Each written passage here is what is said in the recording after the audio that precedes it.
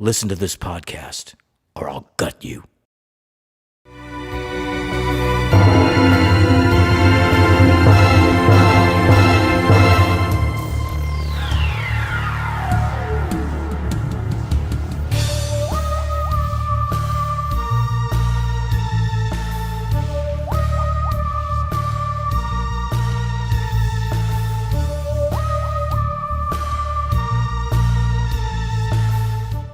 Welcome back, Horror Hounds. Ghostman and Rivera's Horror Show podcast. I'm Mike Ghostman Pickle. And I'm James Rivera. Today we are going to be delving into the controversial, divisive latest entry in the Texas Chainsaw Massacre franchise, simply called Texas Chainsaw Massacre, the latest in the never-ending line of requels, legacy sequels, or soft reboots, whatever you want to call them at this point. And I'm reporting to you from the party bus. Yeah. I love that scene. Yeah. Interesting movie. Before I wanted to comment on something before we get started. The requel trends are actually starting to get goofier, and I blame Scream 5 because they did something so thoroughly by pointing it out that now I can't help but giggle. I saw a trailer for the latest Jurassic World movie, and then we see all the original characters. We see Laura Dern, Sam Neill, and Jeff Goldblum come back with John Hammond's voice. Yeah. Voiceover over the trailer, saying lines from the original movie, which are not in this movie, by the way. It has nothing to do with it. It's hilarious. It's actually starting to become funny. I was actually digging at first, and I'm starting to think it's starting to become a funny cliche to see all these old characters come back in new iterations of this with what they call legacy characters. And I think this movie kind of points that out in a satirical way, but not in the same way that Scream 5 does it. Yeah, and I think it has to be on purpose here because it's just too ridiculous. You know what I mean? If it's not on purpose, then holy crap, that's all I'm going to say. Yeah. If it's not on purpose, that's pretty jaw-dropping. Because I'm sure you'll see, if you really dive into some of these scenes, this movie was not made by incompetent people. It was made by people who know what they're doing. So I have to believe that was on purpose for that silly. So the whole Sally Hardesty thing was all so silly. Yeah, it was hilarious. I also would take it out because it made me So this new Texas Chainsaw Massacre is directed by David Blue Garcia. This is his second feature after a movie called Tejano. This is supposed to be pretty good. And he was also a cinematographer on his movie Tejano. And he was a cinematographer for Bloodfest, which was a really good-looking movie. It was written by Chris Thomas Devlin. This is his first feature. And the story, and it's also produced by Fede Alvarez and Rodo Sayagues from Evil Dead and Don't Breathe. So that's what had a lot of people, including me, excited about it, as those guys were involved. It stars Sarah Yarkin. She was in Happy Death Day to You and also Eat Brains Love last year. She plays Melody. Elsie Fisher, she's from the movie 8th Grade. That's where she first became known. And she was also in the Castle Rock series. That's where she's from. Yeah. Great. Did you see that movie, by the way? I haven't seen it yet, no. Very, very good movie. I know this is an aside, but it's so uncomfortable it's about like adolescence and how uncomfortable it is that sometimes it actually feels like a horror movie, even though there are zero horror elements, because adolescence can be that horrifying. Okay. And she's got that baby face. She still looks like an 8th grader. Yeah. And she plays Leela. She is a Melody's little sister. Mark Burnham plays Leatherface, and I was surprised to see him as like third billed as a top cast. Usually they don't put Leatherface as one of the main cast members, but they did for this guy. Cause I thought he was a really good Leatherface. Mark Burnham is Leatherface. Jacob Lattimore, he plays Dante. He was in Vanishing on 7th Street, and Maze Runner was his big role that he had before this. Mo Dunford plays the redneck Richter. He was in The Lodgers and also the show Vikings. Of course, that guy's a Viking. He just looks like a Viking. And Olwen Fiore is she plays Sally Hardesty. She was Mother Marlene in Mandy. She was much better in Mandy than she is in this, by the way. Mhm. And John Larroquette returns as the narrator. Very good narration from him on this one. And then, of course, an appearance by Alice Krieg. She played the Borg Queen in the Star Trek universe, and she plays Leatherface's surrogate mom or his foster mom or whatever. And the synopsis is: this is a 9th installment in the franchise, and after 50 years of hiding, Leatherface returns to terrorize a group of idealistic young friends who accidentally disrupt his carefully shielded world in a remote Texas town. Um, uh, I thought it was a good, effective way to start it with John Larroquette kind of narrating the film just like he did the first one, except he's describing the events of the first film. And that's followed by a documentary style report on TV, and then that documentary style report telling you about the events of the first one kind of morphs into the first scene, which is the sister Leela watching it in an old country store on the TV. So you dropped right in the middle of the story right there. So the victims have already arrived in Texas. We meet Dante, who leads the project. He's leading a project to refurbish this Texas ghost town. You meet his girlfriend, his business partner, which is Melody, and then her sister is Leela. We found in a very short amount of time, we found out exactly why they're there, some of their history, their ideals, and we're even presented with a conflict right away in the first few minutes. That's, to me, a lot of people are complaining about the storytelling of this. I thought it was very efficient storytelling, because it's obviously a movie that wants to get straight to the killing. It wants to get straight to the gore. So, and I thought it done it very efficiently without completely being void of story. You know what I mean? I mean, I'm surprised that people were shocked at how fast it gets into it. I mean, I think you should have figured that out when you saw that the runtime was like 80 minutes long, and that like includes credits and everything. So you know that it's a movie that doesn't want to waste any time. And one thing I'm glad about it not doing that, we already know what this is. I feel like the audience who's coming to go see the 9th Texas Chainsaw Massacre, who's going to sit down and watch it, knows what they're getting in for. I don't think they need to be explained over and over again what they're getting into. And I think especially with franchises that have such a long running history, it becomes silly. It's like telling Batman's origin story again in a new Batman movie. We've seen it. We know what happens. We don't need to get into that anymore. So I have no problem with that. And to me, I think there's something to be said for economical storytelling that just introduces the characters and throws them into the situation. It's a slasher movie. We came here for a reason. We came here to see people getting slashed. And there's already been tons of movies that very poorly tell the background story and everything. So we don't need to see all that again. So fans of this franchise, they don't want the whole backstory explained to them, and they don't want it to get straight to the killing. So what do they want from this franchise? Yeah. But so then in the movie you meet Richter. He's the redneck guy that comes up in his really, really loud truck that's blowing exhaust into the air, and he's inexplicably blasting metal music. I don't know any rednecks like this with a gun on their hip that are blasting metal music, but he is. He has an attitude against outsiders, and he's given good reason, but he is a dick. Make no mistake, he is a dick. And then a lot of people are talking shit about Melody, about how much they hate her right away because she starts talking shit about the guy who's walking around with a gun on his hip with a loud ass truck. And it's exactly what me and my friend did when we were in Texas. Mm-hmm. We seen some yahoos running around with a gun on their hips, and we were wisecracking about it. Yeah, we did the same thing. So are we hated and deserve to be killed?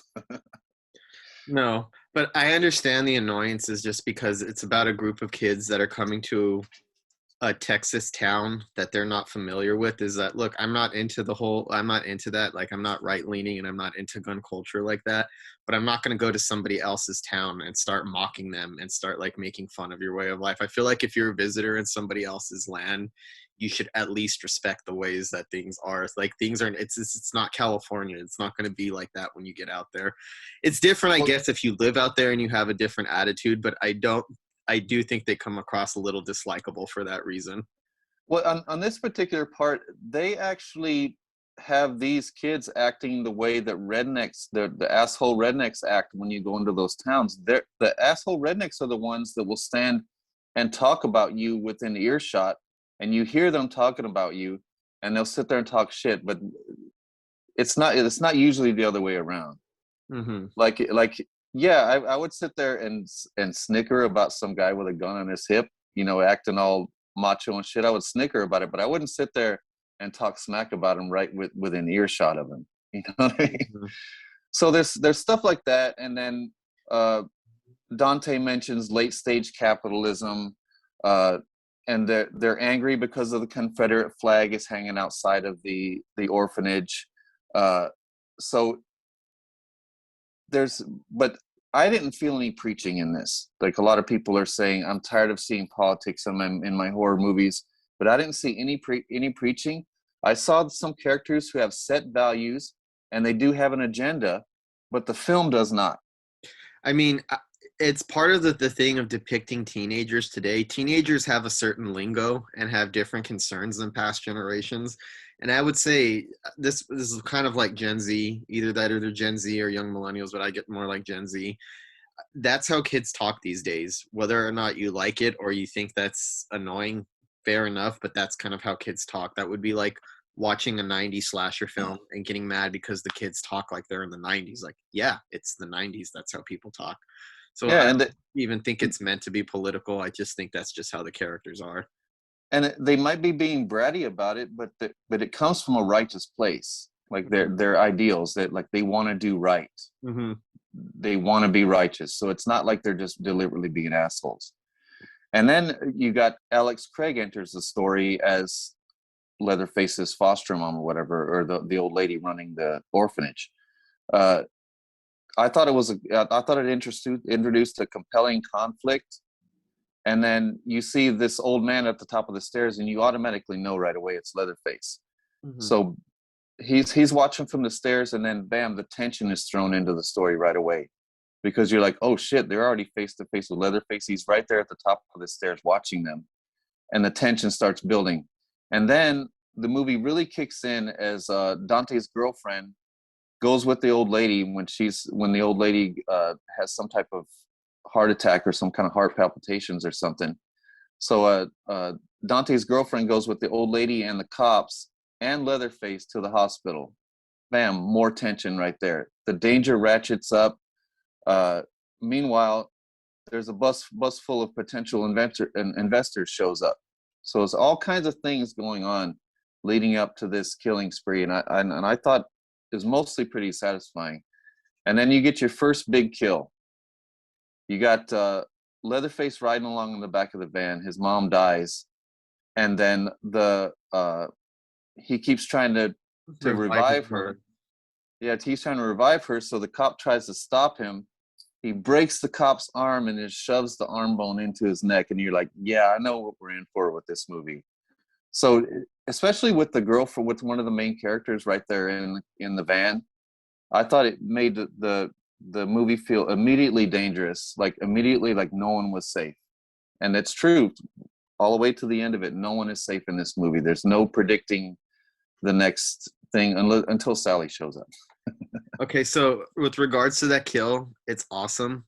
And I have two feelings about it. I wouldn't necessarily say they're mixed because I like the direction that this goes. And I've heard people complain that that's not Leatherface, or he's a bit old and to be like snapping somebody's bone at age 70 and stabbing it. It honestly reminded me a little bit more of a Michael Myers kill in the modern iteration of the requels, like Halloween 2018 and Halloween Kills. I'm pretty sure that's a little bit on purpose. Because honestly, I mean, you got to remember, this takes place now. The original Texas Chainsaw Massacre came out almost 50 years ago. Of course, this old, overweight man would not be able to do that.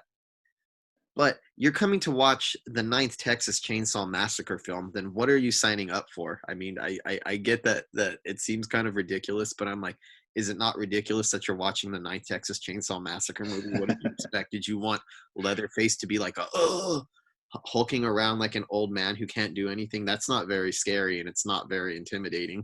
So it's one of those things that, yes, it's implausible and it doesn't make sense within the story, but this movie would not be justified if he didn't move like that, if he didn't have that rage. Otherwise, you'd be watching a slasher, an ineffective slasher movie about an out of breath, overaged killer who can't pick up a chainsaw or get it loaded. That's not frightening and that's not a big threat.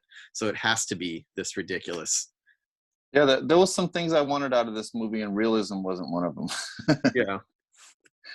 But so after this big arm break kill, right? Then it goes into, I thought it was a pretty good moment when the little sister goes and connects with the redneck, right? And then you see a little more of her backstory. She's fascinated, both fascinated and scared by this semi-automatic rifle that he has. And you see a little more of her background, that she's been the victim of a school shooting. And then this is where I say that, you know, any politics in here, I think it's fairly unbiased because it makes both sides look pretty ridiculous. And as much as people say that they love this character, this redneck character, he says these really stupid things like they have a problem with him blowing exhaust into the atmosphere. And his way of explaining is, I'm Texan. We don't like to be told what to do. And it shows exactly what's wrong with those fucking people. And then it shows exactly what's wrong with the, you know, the self-righteous liberals that come into towns like this. So it's not, I don't think it's skewering either side more than the other. But I thought that moment when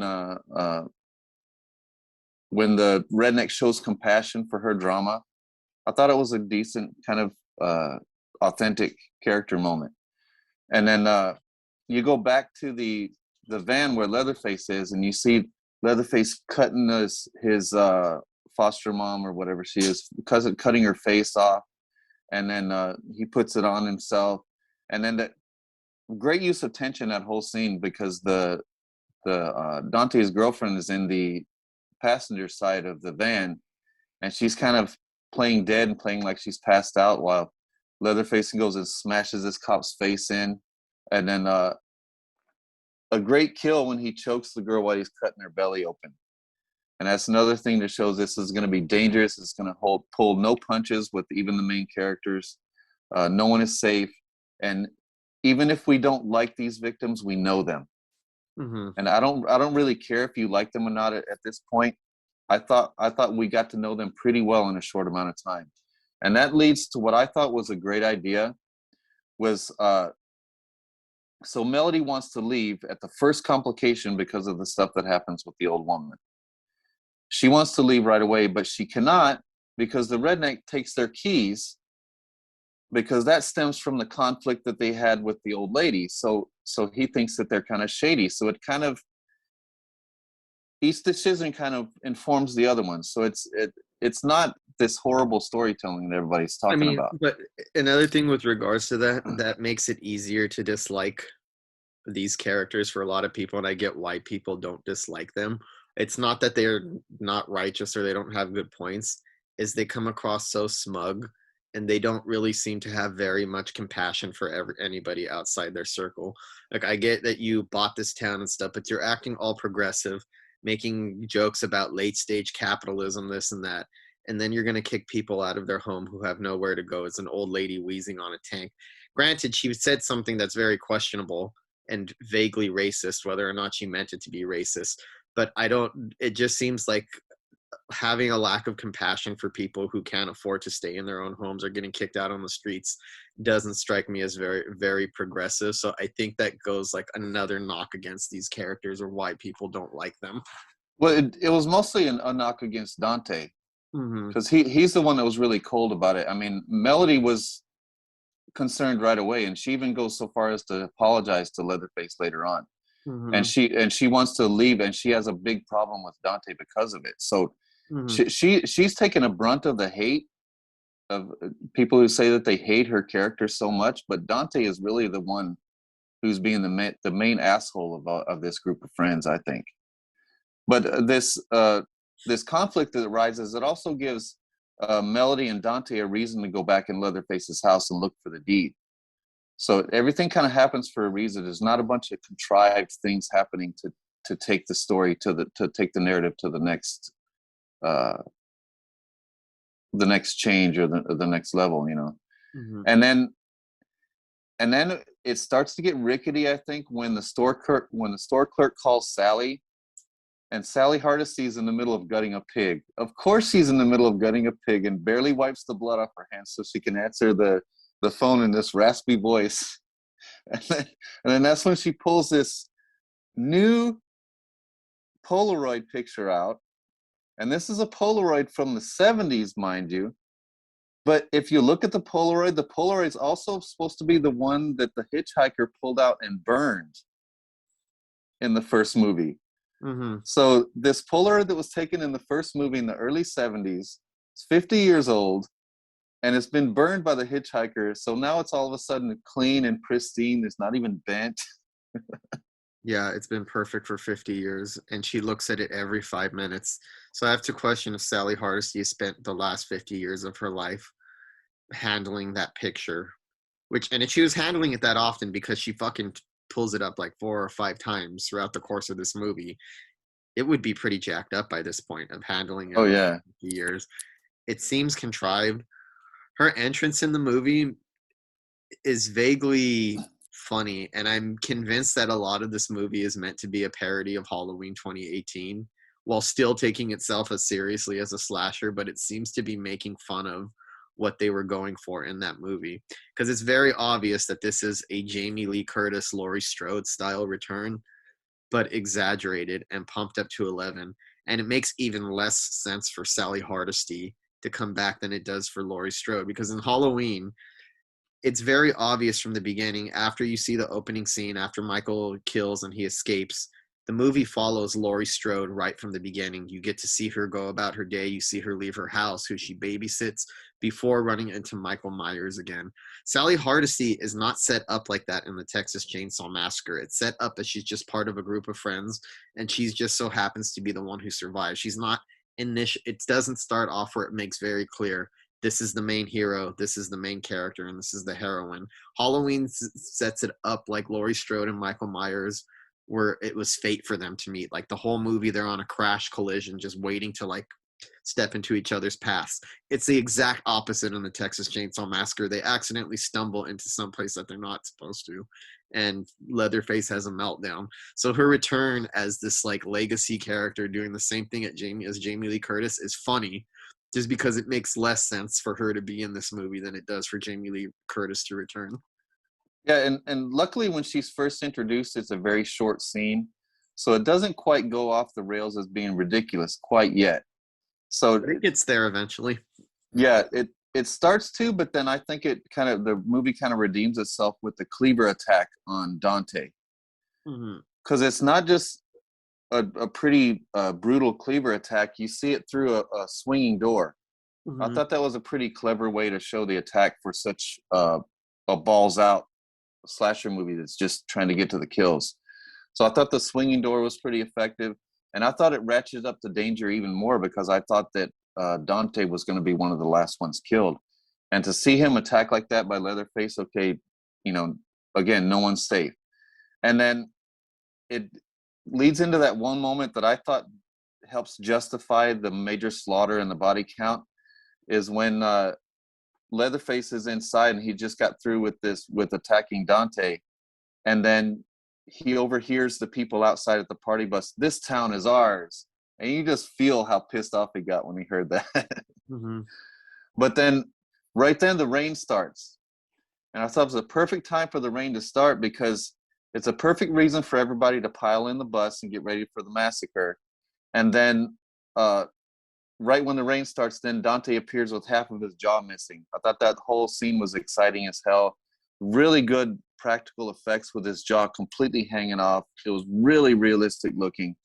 But then that goes right into a major suspension of disbelief comes along just in time as Leatherface inexplicably starts the chainsaw that has been in the wall for 50 years.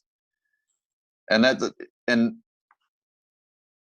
thought it had enough, like, just when it starts to get weird, it has a moment like that. It seems to all be very purposefully. I mean, it may not be purposely structured like this, but it just comes along just at the right time to make it work so well for me.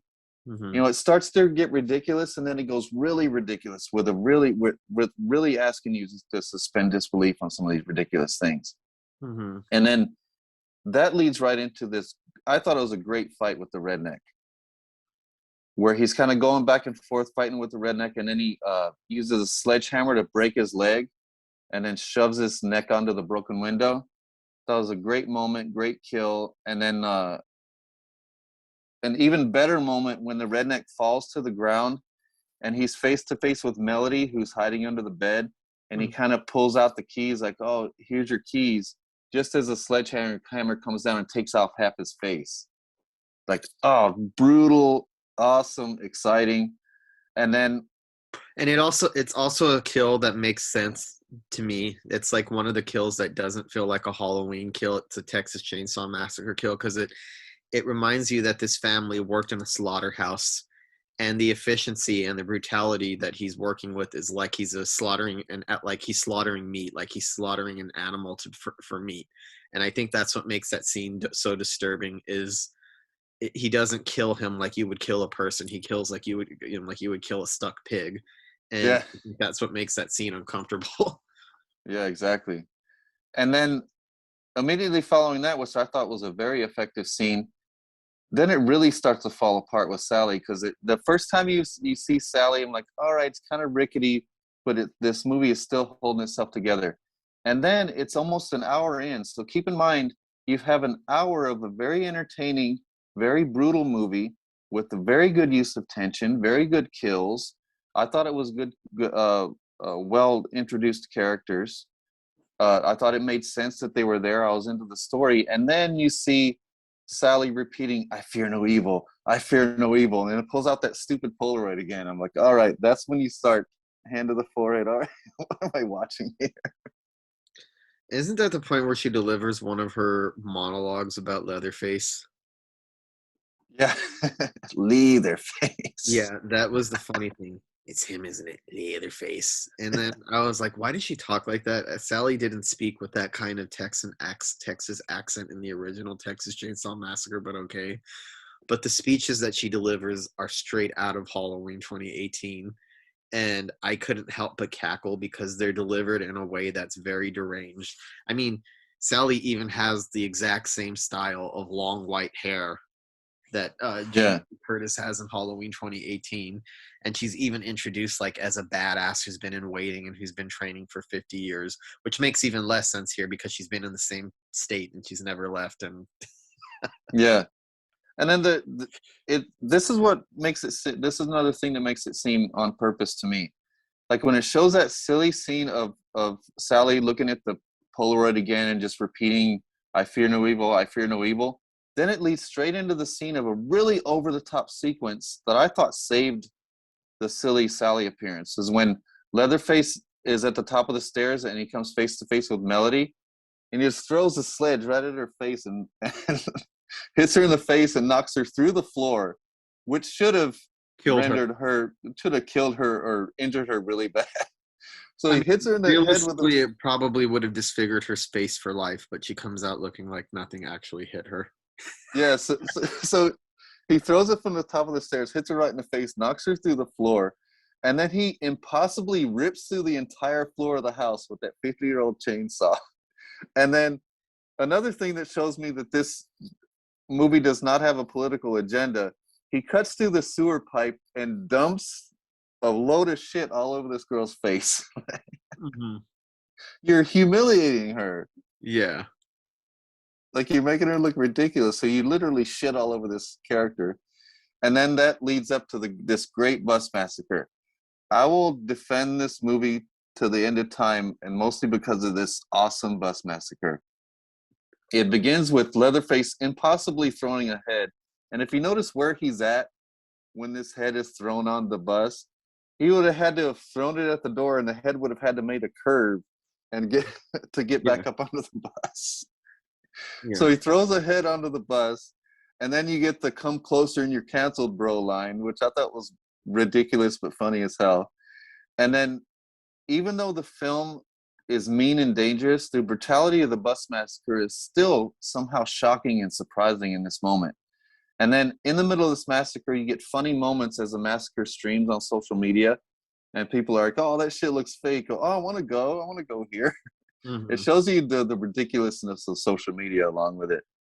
It And then, is, but the only thing I'd have to say is I wasn't as amused by all that because I feel like that's now actually I've seen that a lot now in horror films. It's becoming a cliche is to live stream something horrifying and then the sure. people online don't take it seriously. Oh, it looks so fake and everything. I was like, it's kind of funny, but I feel like in the past 5 years, it's been done a lot, and I'm starting to see those types of scenes pile up. Where I was like, so they're gonna live stream it and I can already tell you nobody's gonna believe it's real. They're gonna make fun of it. It looks fake. I want to go there and stuff.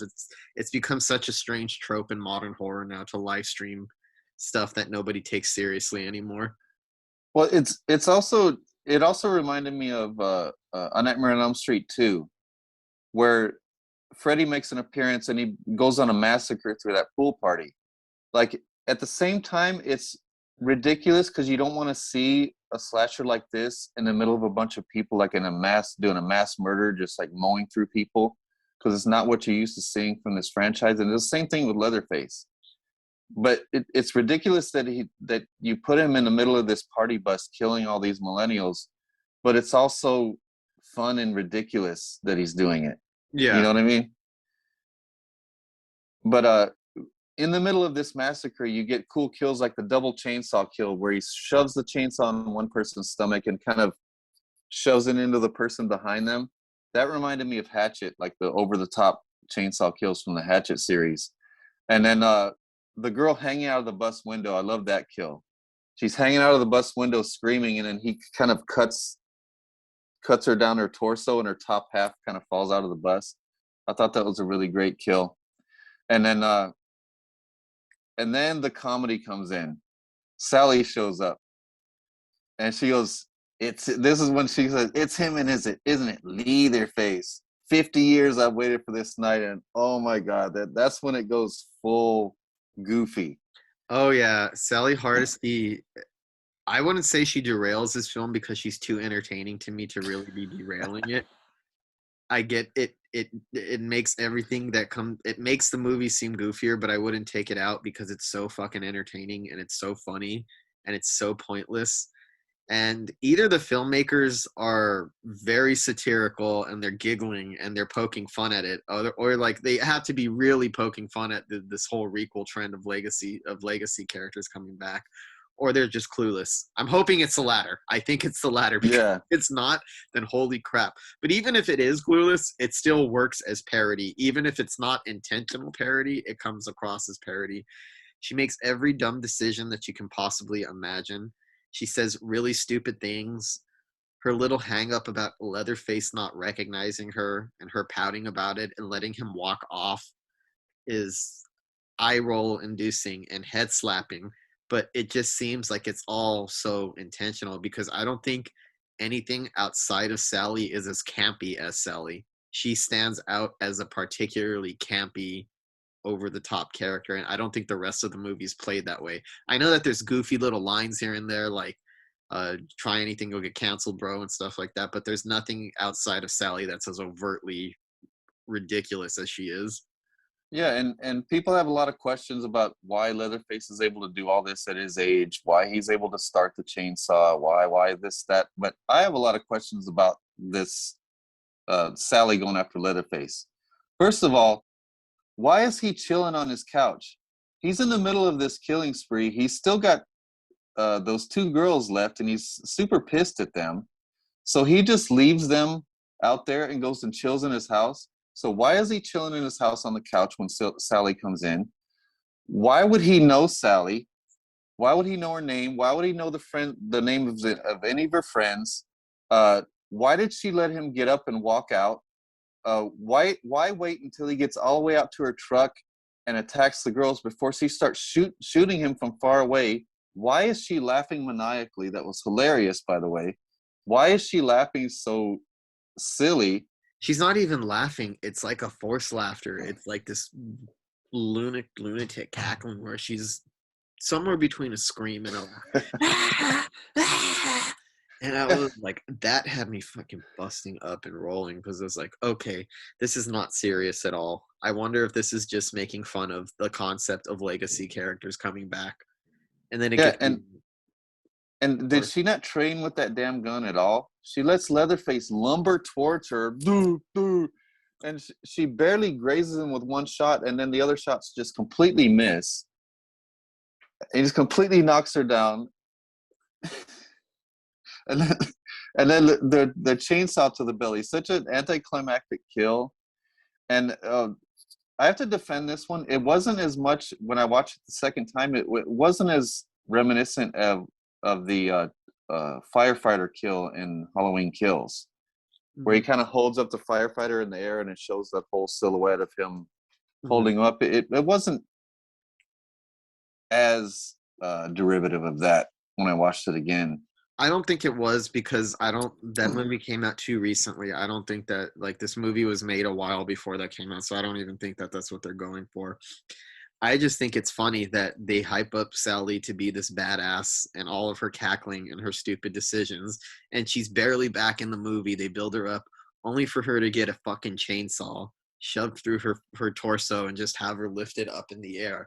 There's a part of me that wonders if the filmmakers are going, fuck your requel with this. Yeah. with this scene. It was like, stop doing this shit. Stop bringing these characters back. This is stupid. So I have to wonder if they did that on purpose and to make a point about how ridiculous it is to bring these legacy characters back over and over again. And again, I've mostly liked the requels, but I could see it becoming a trend where it's starting to become a parody. And I got that feeling in this, and I couldn't help but giggle when I saw the recent Jurassic World trailer. So I'm starting to see that that there's going to be a big backlash coming to this trend. I think it lasted a while, and it was more successful than the remake trend, but it is starting to verge on self-parody at this point. Yeah, and the way they set up Sally as a real badass, but then these young girls are more badass than she is. Like, I really, after Sally's already dead, I liked how the little girl Leela kind of her older sister's kind of trapped in the van or in the truck, so they can't leave. So decides to go after Leatherface herself, and it's kind of believable because they kind of inform that decision by showing that she went through a trauma and she wished she would have done more. So it kind of made sense that she would go after Leatherface in the end. But you know what's even funnier is after Sally's dead, after that brutal ass kill scene, we find out that she's not dead. She's wounded, lying in a pile of garbage, giving directions. Yeah, that was, my eyes started. I was like, "You gotta be fucking kidding me! You just gave her like a brutal ass death scene with a chainsaw right through the torso, holding her up in the air." And she's in a pile of garbage giving directions and saying, no, do this, don't do that. I was like, they're really going out of their way to poke fun at this character and to poke fun. I was like, you wanted to see these characters back? Well, here you go.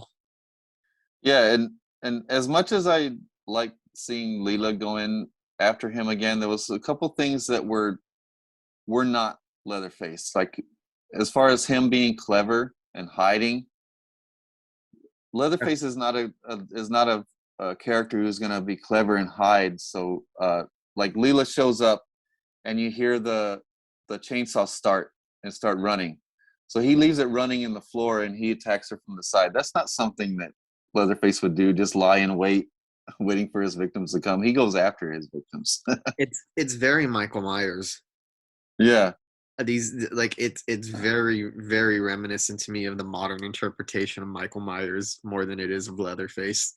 Yeah, but the scene I thought worked really good is when Leatherface kind of slides the chainsaw across the floor and cuts Leela's foot and makes her fall, and then she has those flashbacks to the school shooting and everything goes slow-mo, and she kind of resigns to her fate. She thinks she's about to get killed, and in the middle of her being kind of discombobulated and out of it, she sees the slow-mo of her sister jumping on Leatherface's back. I thought that was a very effective scene right there.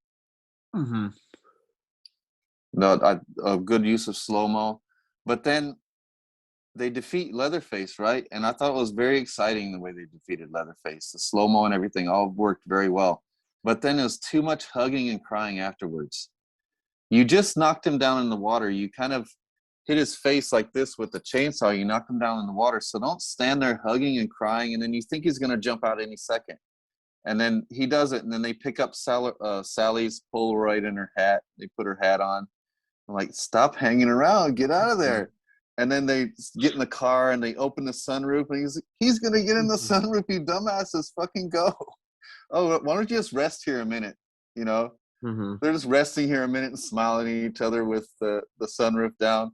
And then, bam, grabs Melody out of the window. And then, but I love that decapitation. I know it has to be CG, but most of the effects in here are practical.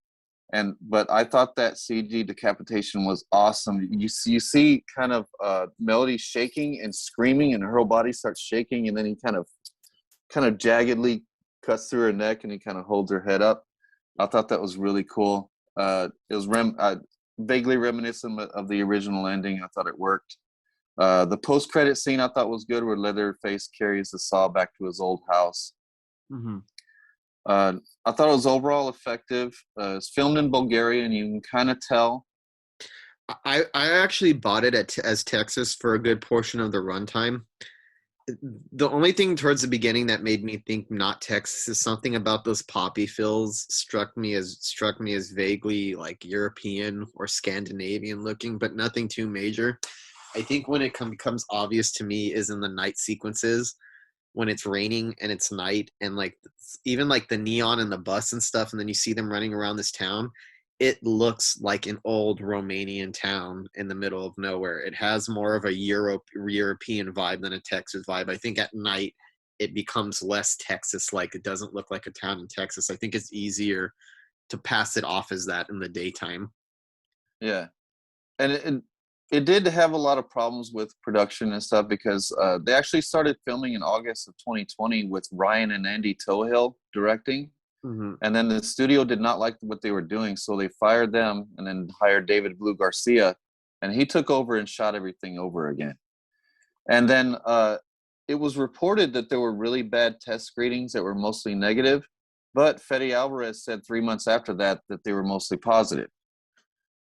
So despite all the mess, you can kind of tell that it was a mess to get made, but I think it's a beautiful mess. I think the things that come in and make it ridiculous, I thought it was a good hour of a really strong slasher, an efficiently well-told story with decent characters, introduced very quickly, and when you get to know them pretty fast. And I thought it was a good hour of a good solid slasher that went ridiculous with Sally Hardesty coming back. And even when she came back, it was entertaining just because of how ridiculous it was. And like I said, as Sally's part gets more ridiculous, the kills seem to get more ridiculous. So it all worked for me. I mean, I enjoyed this movie. I get what people don't like about it, though. I understand if people don't like it. And I think if you're looking for something that's going to be akin to the original Texas Chainsaw Massacre, I think you're looking. How do I put this? That's never going to happen again. That's just the best way I can put it. The original 1974 Texas Chainsaw Massacre was made under very highly specific conditions that are either impossible or very difficult to repeat. It's grimy. It has the air of genuine madness and griminess, and it has a documentary feel. There's like this kind of gritty realism to it that feels like you're seeing something unfold. Leatherface doesn't come across as overly villainous in that movie. He just comes across as scary, psychotic, but he's not going after these kids. It's the kids that have invaded his home, and he's just panicking and doesn't understand where the hell are all these kids coming from? Where did they start invading this area, this sequestered off place? But I don't really think you're ever going to be able to recreate successfully the vibe of the original Texas Chainsaw Massacre. So there's no point in even trying to do it. And I think the best way we could gauge this is Tobe Hooper. Tobe Hooper even knew it. That's why his original sequel, the Texas Chainsaw Massacre 2, is the exact opposite of the original Texas Chainsaw Massacre. It's almost like he made it aware of the fact that he cannot repeat what he did in the first movie, and he's not going to be able to recreate that vibe and atmosphere. So instead of doing that, He went in a completely new direction. So I think any entry in this franchise is just going to have to carve its own path or do something different, because we're never going to get back to it. And even if you want to, I'm not even a big fan of the Texas Chainsaw Massacre remake. But if that's what you're looking for, that's probably the closest one that comes to what the vibe of the original Texas Chainsaw Massacre is. So I'm not looking like I'm okay with it. I understand that it doesn't feel like a Texas Chainsaw Massacre movie, but I don't ever expect to see a Texas Chainsaw Massacre movie like the 74 one ever again. It's not going to happen. So I'm just more interested to see what they do with the material in the future and what they do with the sequels. Well, I don't know why we had to sit through so many terrible installments, and this is the one that gets railroaded. You know what I mean? Why did people put such unrealistic expectations on this one when they didn't? Because this one's seen by a wider audience than most of them. I feel like because this was its Netflix premiere, and then so many people watch Netflix, I don't think the other ones entered the cultural conversations as much as this one did. Like you heard it was more of a niche thing in horror communities. Here, everybody watched the new Texas Chainsaw Massacre, so it's under a higher level of scrutiny. And because it comes at a time when requels are the thing, and like taking the original titles of films and not even calling it part 2 or part 7. So it comes at a time when it's going to be under a bigger microscope, where the other ones were able to just kind of fall by the wayside and kind of slide in. And of course, horror fans will check them out and be disappointed, but I don't think any of them have the exposure of this movie.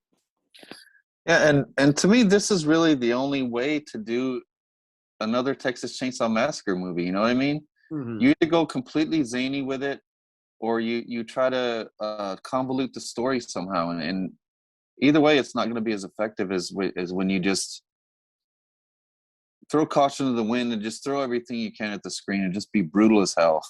Yeah. So I really enjoyed it. I get what people don't like about it, but I thought it was a pretty solid slasher. It was gory. It goes by too quick for it to ever get boring. It doesn't waste any time doing anything. The kills are all pretty damn brutal. If nothing else, I'm pretty sure most horror fans could appreciate some good gore, and this is some of the best gore that we've seen in movies in a while. It's rare for a mainstream horror movie that has this much exposure to be as brutal as this. So I was kind of pleasantly surprised by the level of brutality and how they actually don't hold back at all on any of that. So very unfiltered in that regard. One of the main things I liked about it is the just level of danger that you feel, that no one is safe. I love a sequel like this, especially this late in the franchise, to be like the 10th installment in the franchise. Yeah. I mean, go ridiculous with it. Get us some really brutal kills. Yeah. And stop bashing Melody as a character. People are running around saying that she's the worst character of the whole franchise, that she's more annoying than Franklin. Nobody's more annoying than Franklin. Yeah, if you think that Melody is more annoying than Franklin, get your head checked. You're on crack. No, I don't think they're the most likable group of kids, but there's nothing here as obnoxious as Franklin. In fact, I don't know very many horror movie victims that are as obnoxious and as irritating as Franklin. That's tough. That's a very stiff competition you're dealing with. I don't think anybody even comes close to that realm of dislikability or annoyance. I know. She didn't sit in the middle of the room and go, oh, yeah. Nothing's as annoying as that. Yeah, nothing as annoying as that at all. But yeah, it's worth checking out. I think it's worth viewing. And if you don't like it, oh well. If you're really that unsatisfied, that's the only thing I'd have to say for horror fans. If you're really unsatisfied and you're pissed off because the Texas Chainsaw Massacre is not doing it for you anymore, maybe it's time to start watching some original horror films then.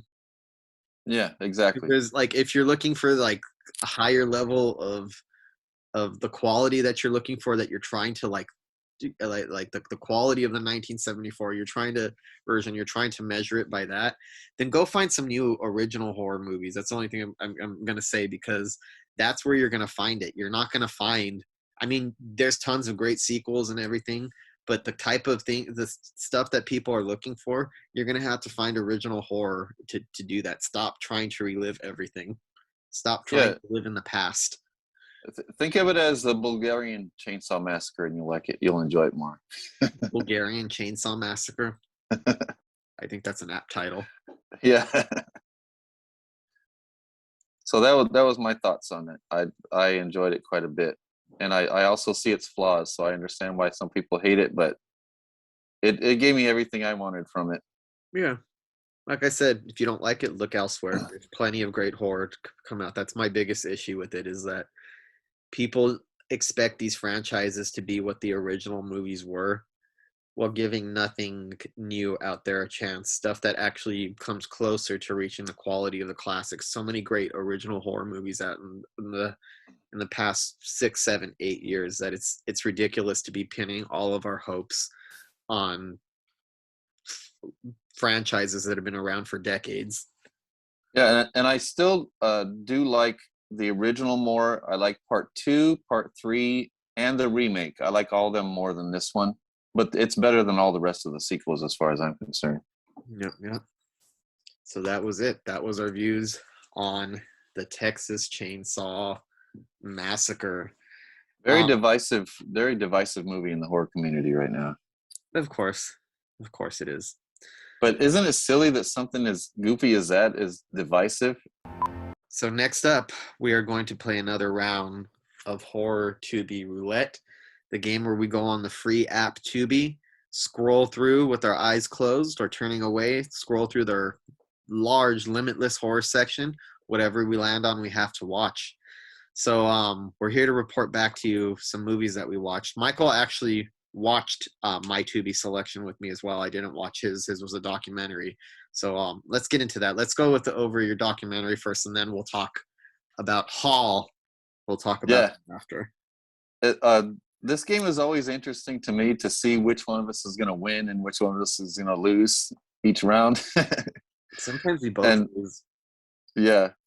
But after seeing mine, I saw Famously Haunted, Amityville. It's a Tubi original documentary, and I was pleasantly surprised at how much I love this. I thoroughly believe that I won this week because I thoroughly enjoyed this beginning to end. Loved it. It's a Tubi original documentary about the history of the Amityville horror house, starting with the murders of the DeFeo family, then the haunting of the Lutz family, and then culminating in the worldwide phenomena that it became. I was surprised at the level of guests appearing in this documentary. You had Jay Anson, the author of the book. There's an interview with him. You had Ronald DeFeo interview from prison. Laura DiDio, I love seeing Laura DiDio on here. I see her. She did a lot through the 70s, 80s, and 90s. She did a lot of reporting on supernatural events and stuff. So Laura DiDio, the journalist, she was a big part of it. Hans Holzer, the ghost hunter, famous ghost hunter. The Lutz family were interviewed. You've seen some interviews with Ed and Lorraine Warren, the mayor of Amityville, a neighbor that lives near the house, paranormal investigators who are both involved and not involved, and an exorcist. There's psychics, mediums, defense attorneys, authors, podcasters, all of them very well spoken. And if you're going to do a documentary, you have to make sure that the guests you invite are very well spoken. So even all the stuff that I'm very familiar with this case, if you listen to the podcast, you know that I've been obsessed with Amityville horror since I was 5 years old. But to have so much information that I knew already in this documentary and have it to be told in such an eloquent, very, very well put together presentation, between the dramatizations were surprisingly effective for an obviously low budget documentary. They did really clever with the dramatizations, as far as a lot of close-ups, cleverly blurring some of the dramatizations, but doing it just right, so it wasn't hammy or goofy. And it almost felt like the dramatizations weren't kind of shoehorned in there. They kind of seemed natural to the telling of the story. That's how well they were done. The movie opens with a random person going to an Amityville house and taping themselves. And it keeps showing these kind of throughout the movie to kind of illustrate the fascination that the public has with this story. So that was pretty cool. And it talks about the impact that the story had on the town.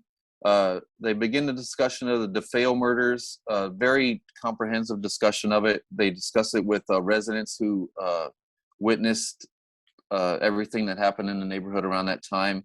They talked to Laura DiDio, who was there for the whole thing. They tell the background of the broken family before the murders. They show crime scene photos. They speculate who they thought might have done it before they found out that the Ronald DeFeo did it. They show the Lutzes moving in. I didn't realize that they kept the furniture. The Lutzes actually kept the furniture that all the family was killed on. So I didn't realize that. And a very rare interview they had with the priest who went into the house and had the kind of demonic attack where they seen flies everywhere, and they told him to get out. That's very rare. I rarely see anything with him speaking. So they had an interview with him. They go into all the different phenomena that makes Amityville so captivating. George Lutz waking up at 3:15 a.m., them finding a red room in the basement, Kathy having dreams of murders, her levitating, Kathy levitating off the bed, the daughter talking to Jody, the demon pig, the flies, George's behavior, the boys seeing shadow figures, Kathy seeing herself as an old woman in the mirror, hearing voices everywhere. And then they talk about the house being empty for weeks, and then Laura DiDio actually talks about this is another thing that tells me that it's not quite as a cut and dry hoax as everybody says it is. So Laura DiDio actually talked the Warrens, talked the Lutzes into letting the Warrens come investigate, and then they have the eyewitness accounts of the entire investigation. There was about 20 various experts invited, and it shows them on video freaking out. So it actually shows video of the Warrens' investigation, and it also shows a video of Hans Holzer's investigation. They tell the story about the cameraman going to the top of the stairs and having heart palpitations and feeling ill right before he takes a picture of that ghost boy. So it tells the whole story behind the ghost boy. It tells the whole story about the Hans Holzer investigation and how they show the pictures of, he went around the house taking pictures of the whole house, and every time there was a bullet hole in the wall, there was a glowing light around the bullet holes. So they show the interest spiking after the investigations. The interest spikes again after the book in 1976, and then it goes into one of my favorite parts of the documentary, the skepticism. Usually, if you watched many of these documentaries over the years, they're either all in, believing that it was demonic possession or it was a poltergeist that was involved in this, or it goes completely skeptic and it says it's a complete hoax. This shows both sides. It shows the skepticism and talks of the hoaxer addressed. It shows the Lutzes passing a lie detector test. It shows that the Lutzes were offered huge sums of money to be filmed just walking through the house, and they refused. So if they went through all this just to perpetuate a hoax, why would they refuse to be paid large sums of money just to be shown walking through the house? They had a fascinating interview with Ronald DeFeo, the murderer from prison in the 90s. He says that his lawyer, William Weber, created the demon defense for him, and that his sister did the killing. So that was a fascinating revelation, that the sister did the killing, and then Ronald took the gun away from the sister and shot her. And when they analyze the forensics, they say this is very possible that that's what happened. So then Ronald DeFeo dies unexplained in prison, and then after he dies, people once again flock to Amityville. So I'm beginning to see, after watching this documentary, why the town is so pissed that people keep coming and are so fascinated with this story, because they got this quaint little Long Island town that's constantly being inundated with these tourists. People, tourists, like with this morbid curiosity. So this is when it gets into. So this is what happened with people claiming it's a hoax. They claim it's a hoax because of the one guy, Ronald DeFeo's lawyer. So he also came to the Lutzes after they were already having problems. So Laura DiDio is on here, the journalist. She says she actually heard the tape of the meeting between the Lutzes where he says that this lawyer met with the Lutzes and he he pretty much came up with the whole story over a few bottles of wine. DiDio heard the tape and said that the Lutzes told their story, but the lawyer was definitely embellishing, and he kind of took over the story. So I was already under the impression, I think I'm correct. What they say on the documentary is when you talk about the controversy of this whole story over the years, there's fact and there's fiction, and the truth is somewhere in the middle. So I do think something happened in this house, but I do think it was embellished upon, and I think it's very effectively discussed in this awesome documentary. I think it's objective, informative. It's got a lively energy to it. It's got a good narration, good professional narration, very well-spoken interviewees, as I said. It's comprehensive. It's very clearly presented. And as someone as a huge fan of the Amityville story as I am, I think this is the definitive documentary on the Amityville case. But there was only one problem, and it's not really a problem with this, is I think that this was made for television and then sold to Tubi when they couldn't get a good television deal, because there's very obvious commercial breaks. So what it is it's clearly edited to have commercial breaks, because they use the TikTok videos of people going to the house and showing the fascination with the whole story, how it sparked the imagination of the public. So it shows these video transitions as if it's coming back from a commercial break. So it's kind of takes you out of the story. You know, it's a not always welcome break from the story that doesn't make sense without commercials. But as long as you realize that it was a made for TV type of thing, it's not as distracting. But besides that, overall, I thought it was a very compelling and comprehensive documentary on a very fascinating case. It's interesting. Sounds a lot better than what I ended up with. Oh yeah, I definitely won this week. Okay. So Mike actually watched the movie, my Tubi pick, with me. It's called Haul. It's a movie from 2021 that was made in 2020. 79 minutes long. 79 minutes long, so this is a very brief movie. Directed by Francesco Giannini. When a hotel hallway is ravaged by a dreadful airborne virus, pregnant Japanese runaway wife Naomi is tragically thrust into the fight of her life. After getting infected, she is forced to crawl her way through the other helpless victims to escape. In the room next door to her is Val, a mother trapped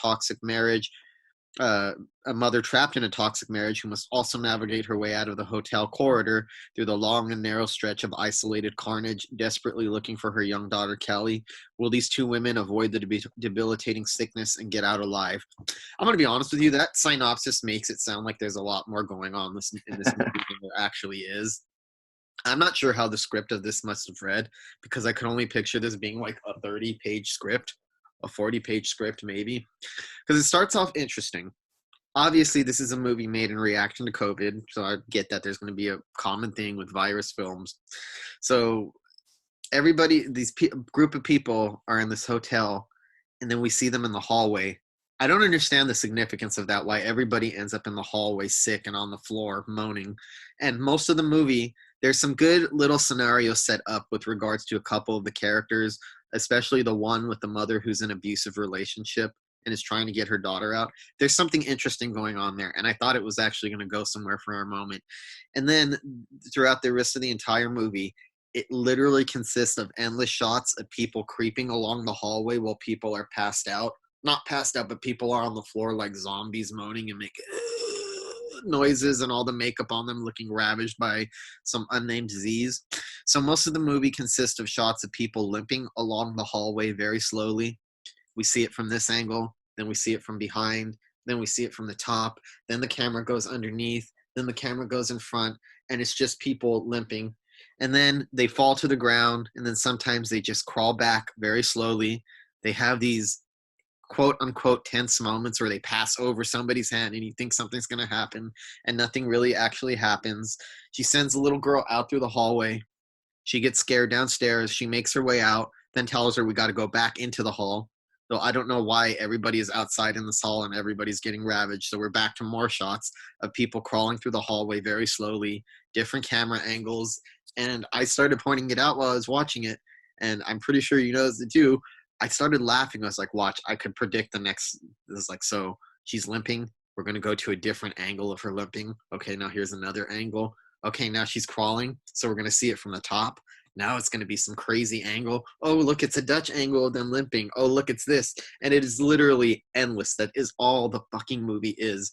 I think it's trying to sell atmosphere, but I think it builds up so atmosphere that it ends up having no atmosphere by the end of it all. And it's such a brief movie, 79 minutes, but holy crap, that is a long 79 minutes. It feels bloated and distended, and it feels like it's really pushing the limits. Like, I feel like you could cut out 35, 40 minutes of this movie of people just limping across the hallway or crawling across the hallway and repeating the scenarios over and over. And then you see the little girl downstairs slowly walking down another hallway, and they do the same thing. She walks slow.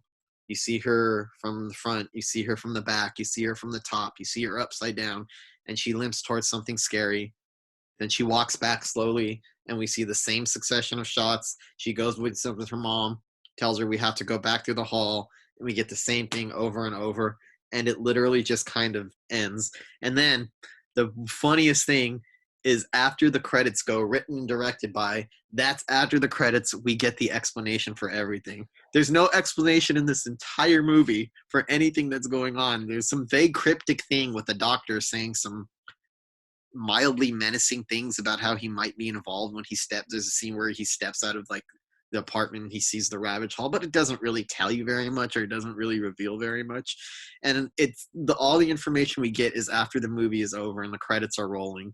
The voice of a reporter, and occasionally you see the news channel of explaining some deadly virus that's ravaged people. And I don't even remember the details of it, but I do remember that the details didn't make any sense with what was going on in the story, and it seemed highly irrelevant. We're like, okay, so there's a big virus on, but what does it have to do with these people? What was up with that hall? Why do we care? And why did nothing of any significance happen through its entire runtime? Literally nothing of significance happens through this movie. They just feel that they have to escape, and then they just spend their whole movie limping through the same hall, back and forth, walking, limping, crawling. All that movie is. That's literally all it is. And then it gives you a big exposition dump after the credits start rolling. And I was like, holy crap, what the hell was that? It starts off a little interesting. It starts off with promise, but it spends the entire time running in motion. It's like a car where the wheels are turning, but it's not driving forth. It's just building up, and it just builds up to nothing. And were those zombies or infected people? And why would they just lay in the hall and moan? And they would wait for people to completely crawl over them, and then when they crawled back over them, they just randomly attack. And they didn't explain why or anything. And that one Asian lady, so they spent all this time on this Asian lady, making you think, first of all, that she was a significant character. They also made you think that her being pregnant was significant to the story. So they have several scenes, close-ups on her feet as she drags herself through the hallway, and then close-ups on her face, and just keeps going back and forth from her face to her feet, just crawling through the hallway, and then it just ends in her just crawling and over someone and dying. Like, what was the significance of showing all that? And what makes it worse is that we've seen everybody who's in the hallway on the floor moaning, and it's just like a bunch of people by their doors sprawled and moaning. And we see these shots repeated so many times. It's like, okay, I'm tired of looking at the same people on the floor. I felt like I was just staring and listening to that for a very long time. I was like, is anything going to happen? Are we just going to be stuck in this hallway watching people limp and crawl and run across it while people on the floor? And then the movie ends with the tracking shot too, showing you everything that we've already seen 100 fucking times already. We've already seen everything, and then it ends with this long tracking shot going through the hallway again, showing you everything. I'm like, we don't need to go with this tracking shot. We've seen everything already. Like, all you're doing is showing me what you showed me a lot already. I get it. There's people in the hallway moaning on the floor because they're ravaged by some virus. And what was funny about it too, okay, this is your Tubi pick, right? So I didn't want to taint your experience at all. So I was just sitting there, just zipping my lip, not wanting to comment on it or anything. And then it started out, I was like, oh, this looks pretty good. And as it got sillier and sillier, and I seen more people slowly crawling through the hallway, and then finally you spoke up and said something. We're watching another person crawl through this hallway, and it's like, oh, thank God. And then it was comedy after that. I was like, this is becoming funny. I was like, we watch. Okay, the camera angle's gonna switch. Oh, here's this angle. Oh, Yeah. here's that angle. It's literally just the same thing for like, I'm pretty sure it's just like 30, 40 minutes straight of just Yeah. repeated camera angles of like literally the same thing over and over again. And Go on. when that lady told her daughter that they had to go back through the hall, you and I both had an audible sigh, like, oh my God. Get to the hall again. Get out of that damn hall. It seems like it's leading somewhere and they finally get them out only just to throw them back in. Yeah, exactly. And what was happening downstairs with the dad? I have It makes no idea what sense was because going the on dad there. was dead upstairs, and why was the little girl hallucinating him as a zombie? She didn't see him like that, so that doesn't even make sense. It's just to scare No. them back into going to the hallway for no reason. Yeah. And then it ends. Nothing. Oh, HALL. It's so frightening. Nothing made sense, but it started out. It looked good. It looked like it was going to be good. It's one of those movies where I have to wonder what the script consisted of, because I was like, this can't be a very long script. No. Like there's not enough going on for this to be a very lengthy script. The script has to run way under the runtime of this movie, because all it would say is person crawls up and down, person crawls back. I think most of the padding just comes from the different angles and relishing every little step that every person takes, every little tug when they crawl. That's literally all it is, and there's literally nothing left. And it spends so much time with these characters and setting up the scenarios with the Asian woman. She's on the phone like for like what, like 6, 7, 8 minutes with her mom, Yeah. going back and forth about all the problems in her life, so you kind of get invested with her. You get invested in her and invested in her life, just so she could get sick and crawl for the rest of the movie and then just fall over dead. Yeah. I was waiting for something to happen with her, like the baby was going to bust out of her or something. And I don't understand. I hear people, I even in the negative reviews, I've read on it of Letterboxd, but it has good makeup. I'm like, it has okay makeup. I mean, they don't Yeah. really do anything with it. There's nothing about the makeup that stands out, because the script doesn't do anything where the makeup artist would be able to pull off anything to stand out. Yeah, There's it's like just one scene where one of the they're not zombies, the sick, the infected one, grabs somebody's throat and rips it out. yeah. That's about it. And it's so like, He just pulls a little chunk off. yeah, Pulls and off a little chunk. it's not tense, and it doesn't do anything, dude. So this is just, I felt like I was just watching nonsense. I hate You- to be that. I hate to be harsh, especially on like a lot of indie horror movies. But it's one of those things where it's like, come on, there has to be something in this movie besides endless shots of people crawling up and down a hall and limping and walking and running. And it's just, that's all the movie is.